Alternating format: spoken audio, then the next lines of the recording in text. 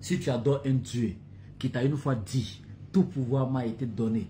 Si tu adores un Dieu qui t'a une fois dit, je ne peux rien faire de moi-même, selon ce que j'entends, je juge et mon jugement est vrai, ce n'est pas le véritable Dieu. Allah, il dit, c'est Allah, l'omnipotent. Il est pouvoir, le tout-puissant. Et Allah continue en disant, wa anna sa'ata.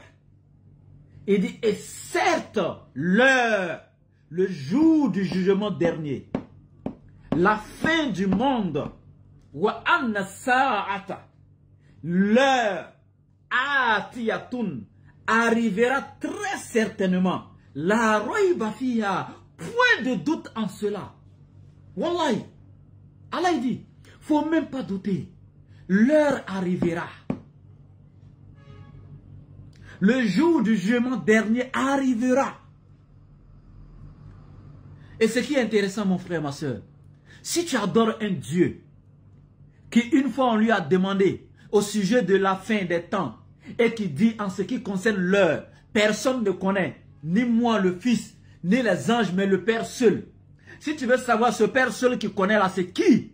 Dans la sourate 31, dernier verset, Allah dit, c'est auprès d'Allah que se trouve la connaissance de l'heure. C'est auprès d'Allah que se trouve la connaissance de l'heure. C'est lui seul qui connaît la fin des temps. Toi, tu adores un Dieu qui dit que lui ne connaît pas la fin des temps. Mais c'est qu'il n'est pas le Dieu créateur. Parce que même le frère, le jeune baldé mauritanien qui vend à la boutique là, tous ces produits là, il y a date de péremption dessus. C'est-à-dire que quand le blanc a fabriqué son produit, il a mis date de péremption. Il sait quand est-ce que son produit est sorti de l'usine, quand est-ce que son produit sera périmé. Et Allah, il va créer un monde dont il ne connaît pas la fin de ce monde. Ah non, c'est pas Dieu. Tu adores un Dieu qui a une fois répondu qu'il ne connaît pas la fin des temps, il n'est pas Dieu.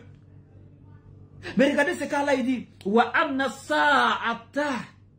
Certes, l'heure, la fin du monde, l'heure exacte, la minute, la seconde là.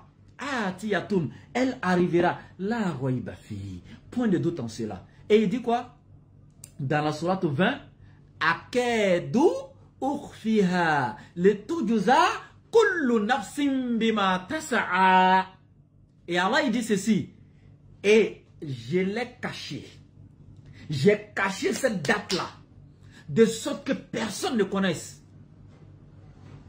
Letujza kullu nafsin bima tasa'a. Afin de récompenser chaque être humain de ce qu'il a œuvré. Parce que si chacun savait quand est-ce que le monde finira, ou quand est-ce que lui-même il mourra, chacun ferait ce qu'il voulait, et quand sa mort sera proche, il allait courir commencer à se repentir. Ou quand la fin des temps serait proche. Allah dit non, je l'ai caché. Vous voyez, c'est celui à qui ça appartient, c'est lui qui peut cacher sa chose. Et c'est pourquoi il a tellement caché sa chose, que toi, ton Dieu que tu adores là, ne sait même pas quand est-ce que ça va finir, parce que le propriétaire légitime a caché. Allah Akbar. Quand est-ce que tu viendras adorer Allah, mon frère, ma soeur? Et Allah, il continue. Et il dit, la roiba fiha, ce jour-là arrivera, point de doute en cela. Et il dit quoi? Wa anna Allah, certes, Allah, yab'asu man fil qubur, Allah ressuscitera tous ceux qui seront dans les tombes. Ouais. Allah ressuscitera tous ceux qui seront dans les tombes. Wallah, ce jour-là, tous comparaîtront devant le tribunal divin. Allah n'oubliera personne. Mon frère, wallahi, craignons Allah. Wallahi, craignons Allah. Craignons Allah. Ne serait-ce que la mort et la résurrection, craignons Allah. Ne serait-ce que ce que tu fais, tu sais que Allah il va étaler ça le jour de Yawmul Qiyamah. Tu seras interrogé le jour de la grande honte. Le jour de la grande peur. Le jour où tous les êtres humains seront tout nus.